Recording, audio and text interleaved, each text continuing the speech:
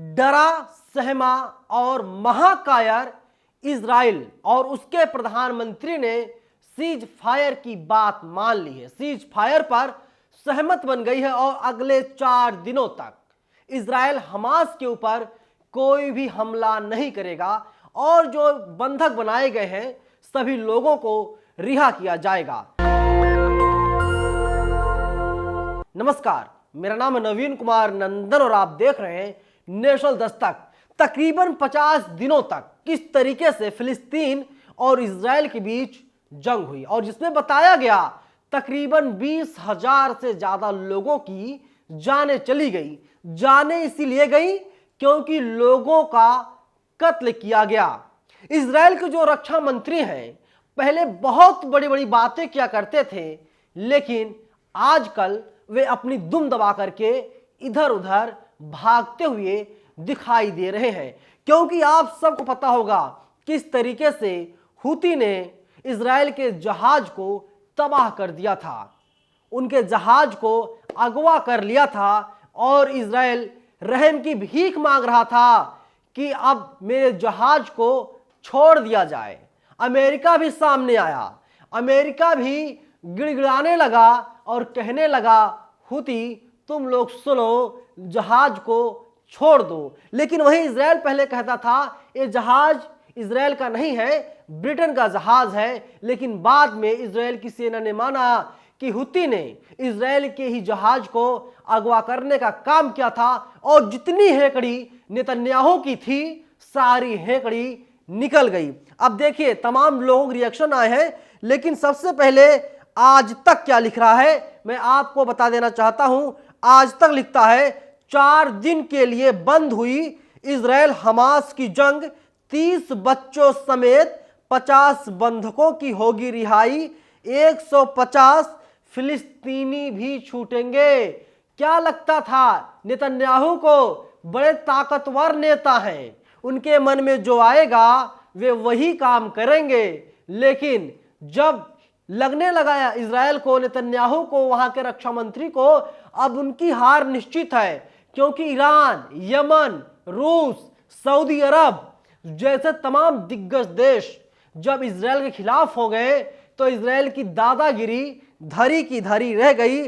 और इसीलिए जो खबरें सामने आ रही हैं, फिलहाल 4 दिनों के लिए युद्ध पर विराम लगा दिया गया है। और तमाम मीडिया आउटलेट्स की माने तो ये जो युद्ध विराम है सिर्फ 4 दिनों के लिए नहीं, जैसे ही दिन बढ़ता जाएगा और युद्ध विराम जारी रहेगा और इस पर किसी भी प्रकार से कोई रोक नहीं लगाई जाएगी, यानी युद्ध नहीं होगा। क्योंकि बहुत ही ज्यादा नुकसान इजराइल को, इजराइल की सेना को, नेतन्याहू को उठाना पड़ा है। और एक बड़ी खबर निकल के सामने आ रही है कि नेतन्याहू का जो दाहिना हाथ था, जिसे नेतन्याहू का दाहिना हाथ बताया जाता था, दरअसल उसका मर्डर किया जा चुका, उसकी हत्या की जा चुकी है। अब वो इस दुनिया में नहीं है, इसीलिए नेतन्याहू लगातार कांप रहे हैं। देखिए दैनिक जागरण लिखता है हमास के साथ सीज फायर के लिए क्यों तैयार हुआ इजराइल,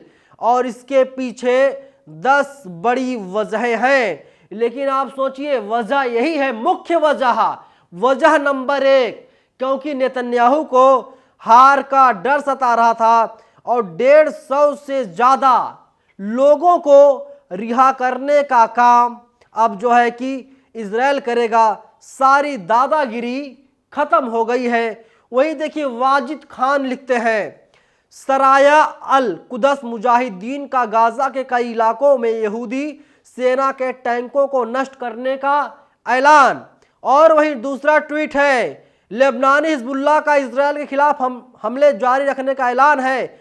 हमने युद्ध नहीं रोका है, ना ही हम गाजा मुजाहिदीन के फैसले से बंधे हैं। हम इजराइल पर हमला करना जारी रखेंगे। और वहीं आप देखिए जो मैं बड़ी बात बता रहा था आपको, यहूदी कुलीन सैन्य इकाई गिवाती के कमांडर को आज गाजा मुजाहिदीन ने मार डाला है। यानी नेतन्याहू के दाहिने हाथ को मार दिया गया है। और इस पर टीवी मीडिया खासकर रूबिका लियाकत पूरी तरीके से खामोश है। वाजिद खान लिखते हैं यार रूबिका लियाकत कुछ तो रिएक्शन दिया करो, क्योंकि रिबका लियाकत आंसू बहा रही थी इजराइल के समर्थन में, लेकिन अब वही रिबका लियाकत कुछ भी नहीं बोल रही हैं। और देखिए वाजिद खान का अगला ट्वीट है, गाजा एक जाल है जिसमें इजराइल फंसता चला गया। जिस गेट से इजरायली सैनिक टैंक में दाखिल हुए उसी गेट पर एक मुजाहिदीन ने साधारण हथियार के साथ अपना बम रखा और विस्फोट कर दिया। यह टैंक भारी हथियारों से लैस सैनिकों से भरा हुआ था। और सबसे बड़ी खबरें हैं, इजराइल का रक्षा मंत्री जो हेकड़ी दिखा रहा था उसकी अब हेकड़ी निकल गई है। ये है इजरायली हत्यारा रक्षा मंत्री जिन्होंने 9 अक्टूबर को कहा था कि गाजा को न खाना मिलेगा, न ईंधन और न ही बिजली मैसर होगी। इस फिरौन इजरायली रक्षा मंत्री ने 21 नवंबर को हमास के साथ युद्ध विराम के लिए मतदान किया। यानी ये रक्षा मंत्री जो गाजा में रह रहे लोगों के लिए दाना पानी बंद करवा रहा था, वही रक्षा मंत्री मतदान करता है और कहता है कि सीज फायर पर सहमत बना ली जाए।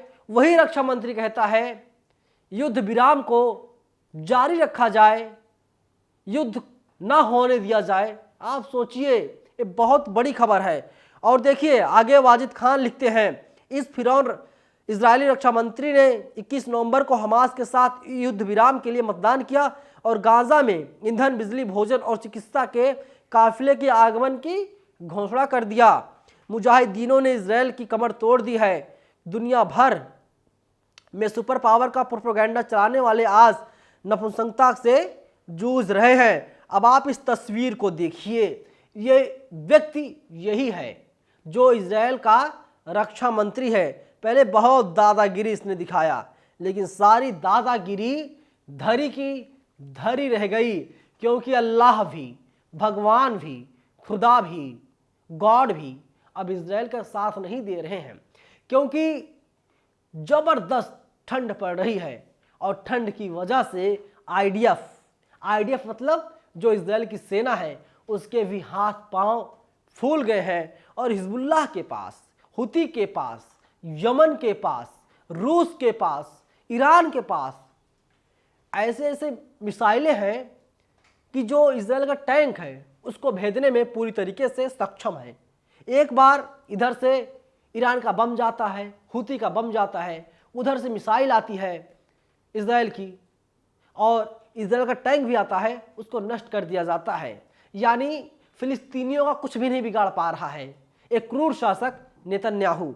अब देखिए वाजिद खान का एक ट्वीट और है, 7 अक्टूबर से 1600 यहूदी सैनिक विकलांग हो चुके हैं, जिनमें से 400 अभी भी अस्पतालों में हैं।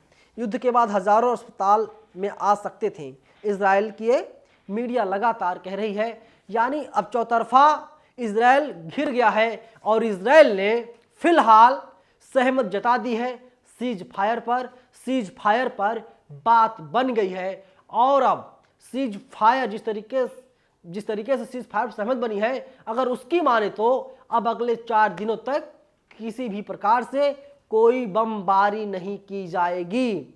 और अगर इजराइल की सेना सीज फायर का उल्लंघन नहीं करती तो माना जाएगा कि युद्ध अब खत्म हो सकता है। युद्ध पर अर्ध विराम नहीं बल्कि पूर्ण विराम यानी फुल स्टॉप लगने वाला है, क्योंकि नेतन्याहू को पहले यही लगता था, मैं पहले दिन से कह रहा हूं कि वे लोग 48 घंटों के भीतर गाजा को, हमास को, फिलिस्तीन को खत्म कर देंगे। लेकिन नेतन्याहू गलतफहमी के शिकार हो गए थे और अब उनकी जो गलतफहमी थी वो भी लगातार दूर होती हुई दिखाई दे रही है। और अगर युद्ध नहीं रुकता, सीज फायर पर सहमत नहीं बनती, तो बच्चे किताबों में पढ़ते हैं एक इजराइल भी हुआ करता था और उसका एक क्रूर शासक हुआ करता था जिसका नाम नेतन्याहू था। और नेतन्याहू ने हजारों लोगों की जानें ले ली सेना के जरिए और नेतन्याहू को ही सड़कों पर घसीटकर मारा गया। इसका अंदाज़ा नेतन्याहू को हो गया था और मुझे लगता है नेतन्याहू नेशनल दस्तक के वीडियोस को ज़रूर देखते होंगे और तभी उन्होंने इतना बड़ा कदम उठाया है। फिलहाल इस वीडियो में इतना ही, लेकिन आप लोग क्या सोचते हैं पूरी खबर को लेकर के, सीज फायर से क्या कुछ होने जा रहा है? आप लोग कमेंट बॉक्स में हमें अपनी राय जरूर बताइएगा। धन्यवाद। नेशनल दस्तक की आपसे गुजारिश है कि अगर इसको बचाना चाहते हैं तो नेशनल दस्तक को सब्सक्राइब करने के लिए रेड कलर के सब्सक्राइब बटन को दबाएं, फिर बेल आइकन की घंटी दबाएं। नेशनल दस्तक को बचाने के लिए बहुत जरूरी है कि हर खबर को शेयर करें, लाइक करें, कमेंट जरूर करें।